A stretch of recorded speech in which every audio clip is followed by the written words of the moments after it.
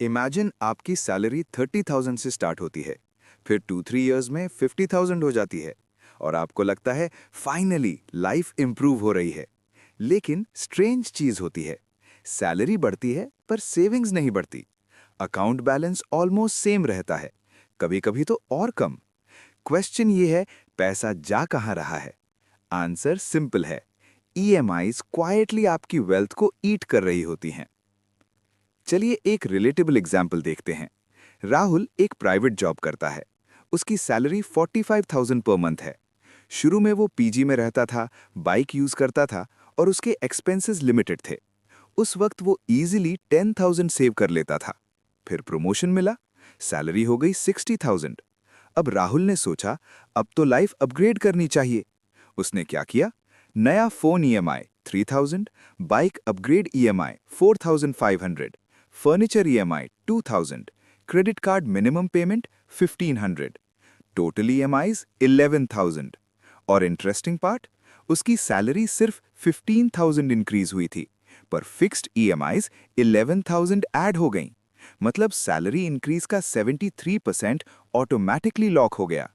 अब राहुल टेक्निकली ज्यादा अर्न कर रहा है, पर फाइनेंशियली फ्री नहीं हो रहा। ये एक हिडन सिस्टम है जो बहुत लोग नोटिस नहीं करते। ईएमआई का रियल प्रॉब्लम अमाउंट नहीं होता, प्रॉब्लम होती है फिक्स्ड कमिटमेंट। जब भी आप ईएमआई लेते हो, आप अपनी फ्यूचर सैलरी का एक हिस्सा पहले ही स्पेंड कर देते हो। मतलब आप प्रेजेंट में कंफर्टेबल हो जाते हो, लेकिन फ्यूचर में फ्लेक्सिबिलिटी लूज कर देते हो। और मिडिल क्लास के लिए फ्लेक्सिबिलिटी ही सबसे इंपॉर्टेंट एसेट होती है। जॉब चेंज करना मुश्किल, रिस्क लेना मुश्किल, ब्रेक लेना मुश्किल, इन्वेस्ट करना मुश्किल, सब कुछ डिफिकल्ट हो जाता है सिर्फ इसलिए क्योंकि हर मंथ एक फिक्स्ड नंबर पे करना ही है। अब थोड़ा सिंपल मैथ्स देखते हैं। मान लो किसी ने 8 लाख की कार ली ईएमआई पे। मंथली ईएमआई अप्रॉक्स 16,000, 5 साल तक। 16,000 इंटू 12 इंटू 5 इक्वल्स 9,60,000। मतलब कार की प्राइस से भी ज्यादा पे किया। और 5 साल बाद कार की वैल्यू मे बी 3 लाख। मतलब आपने 9.6 लाख दिए और एसेट बचा 3 लाख। डिफरेंस? ये क्वाइटली वेल्थ डिस्ट्रॉय करता है। और प्रॉब्लम सिर्फ कार तक लिमिटेड नहीं है। Same pattern phone, gadgets, furniture, vacations सब में रिपीट होता है। साइकोलॉजी यहां इंटरेस्टिंग है। लोग ईएमआई को एक्सपेंस नहीं समझते, वो उसको अफोर्डेबिलिटी टूल समझते हैं। जब कोई बोलता है सिर्फ 2,999 per month, brain automatically compare करता है सैलरी से। अरे इतना तो मैनेजेबल है।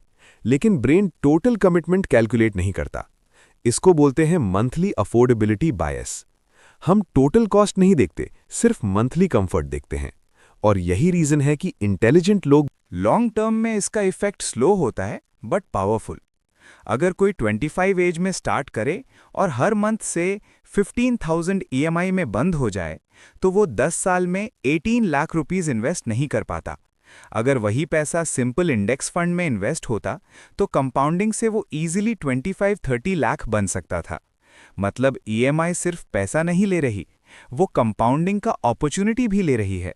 और कंपाउंडिंग लॉस्ट टाइम को कभी रिकवर नहीं करती। अब पर्सपेक्टिव शिफ्ट।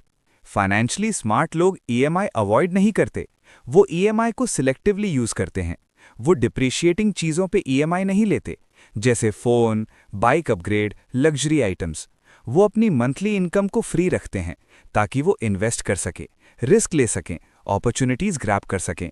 उनके लिए कंफर्ट इंपॉर्टेंट होता है, लेकिन कंट्रोल उससे ज्यादा इंपॉर्टेंट होता है। तो रियल क्वेश्चन ये नहीं है कि ईएमआई रॉन्ग है या राइट। रियल क्वेश्चन है, क्या ये ईएमआई आपको फाइनेंशियली फ्लेक्सिबल बना रही है या परमानेंटली कमिटेड? क्योंकि मिडिल क्लास के लिए बिगेस्ट एडवांटेज हाई सैलरी नहीं होता, लो ऑब्लिगेशन होता है। जितनी कम फिक्स्ड ईएमआईज, उतना ज्यादा फ्रीडम। और जितनी ज्यादा फ्रीडम, उतना ज्यादा चांस वेल्थ बिल्ड करने का। अगर ये पर्सपेक्टिव यूजफुल लगा तो चैनल को सब्सक्राइब कर सकते हो